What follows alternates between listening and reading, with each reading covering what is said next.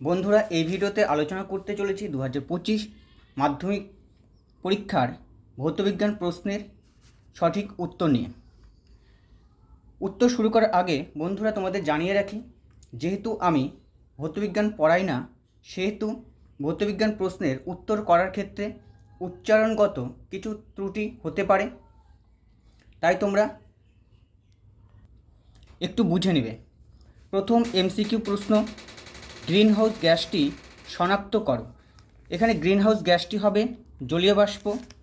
তারপরের প্রশ্ন, এইচটি পিতে 20 গ্রাম কার্বন ডাই অক্সাইড এর আয়তন সি ইজিক্যাল টু 12 ও ইজিক্যাল টু 16 হলে এর অঙ্ক হবে 11.2 লিটার। তারপরের 1-3 দাগের প্রশ্নের উত্তর হবে বি নাম্বার অপশন 5.6 গ্রাম।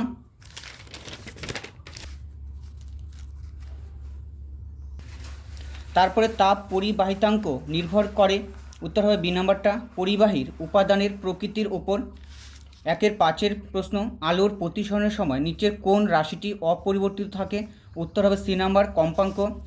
পরের প্রশ্ন, কোন প্রকার দর্পণে অসৎ ছোট এবং সমশীর্ষ প্রতিবিম্ব গঠিত হয়, উত্তর হবে সি নাম্বার উত্তল দর্পণ।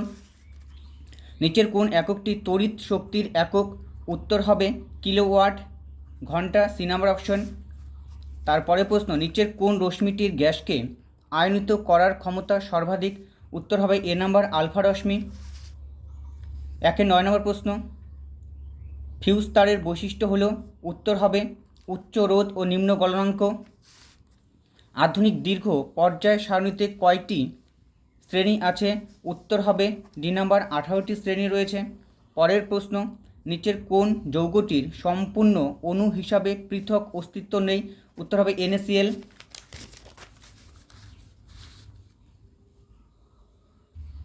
তারপর নিচের কোন অ্যাসিডটি মৃদু তড়িৎ বিশ্লেষ্য, উত্তর হবে এ নাম্বার অপশনটি CH3COOH। লঘু সালফুরিক অ্যাসিড মিশ্রিত পটাশিয়াম ড্রাইক্রোমেট দ্রবণে H2S চালনা করলে কী রং উৎপন্ন হয়, উত্তর হবে সবুজ রং। নিচের কোন আকরিকটি অ্যালুমিনিয়ামের আকরিক, উত্তর হবে বক্সাইট।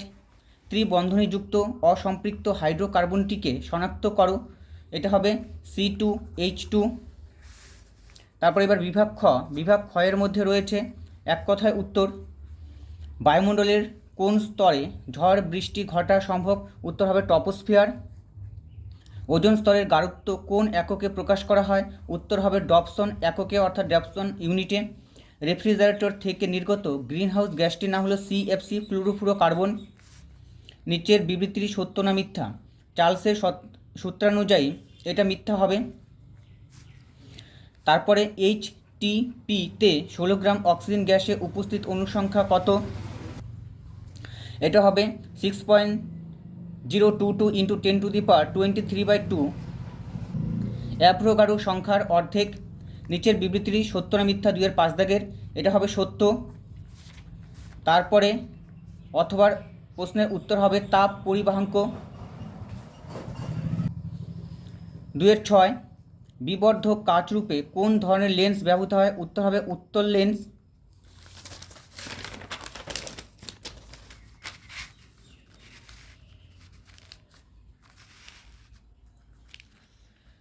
তারপর 2-7 আলোক রশ্মির প্রতিসরণের সময় আপতন কোণের কোন মানের জন্য স্নেলের সূত্রটি প্রযোজ্য নয়, উত্তর হবে 0 ডিগ্রি। বর্তমানে তড়িৎ বর্তনীতে ফিউজ তারের পরিবর্তে কি ব্যবহার হয়, উত্তর হবে MCB। 2-9 দাগের উত্তর হবে 484 ওহম। 2-10 দাগ তেজস্ক্রিয়তার SI এককটির নাম কি, উত্তর হবে ব্যাকারেল। অথবা উত্তর হবে 1 একক বেড়ে যাবে, অর্থাৎ এখানে আছে U235/292, এখানে 93 হয়ে যাবে, 93 হবে। এবার বাম স্তম্ভের সঙ্গে ডান স্তম্ভ মেলানো।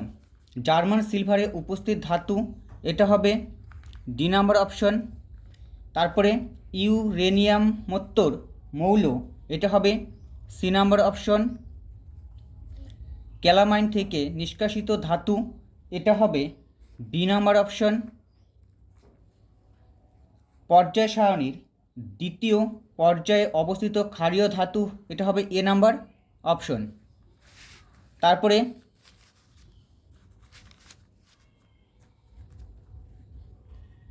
2-12 দাগের প্রশ্ন, নিচের বিবৃতিটি সত্য না মিথ্যা লেখো। তড়িৎ বিশ্লেষ্য সর্বদা জারণ বিজারণের মাধ্যমে ঘটে, এটা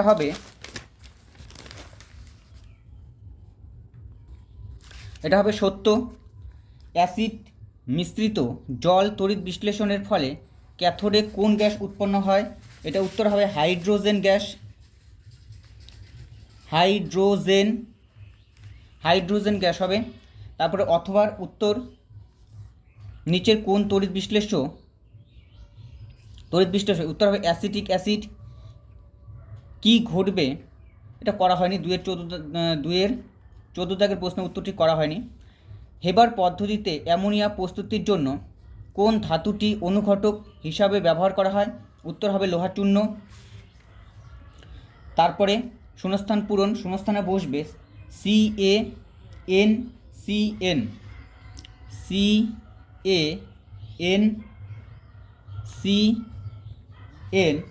অর্থাৎ ক্যালসিয়াম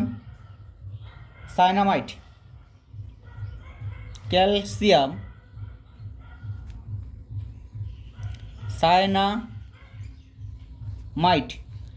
থার্মিট পদ্ধতিতে কোন ধাতু নিষ্কাশিত হয়? উত্তর হবে Fe বা লৌহ। নিচের জৈব যৌগটির উত্তর হবে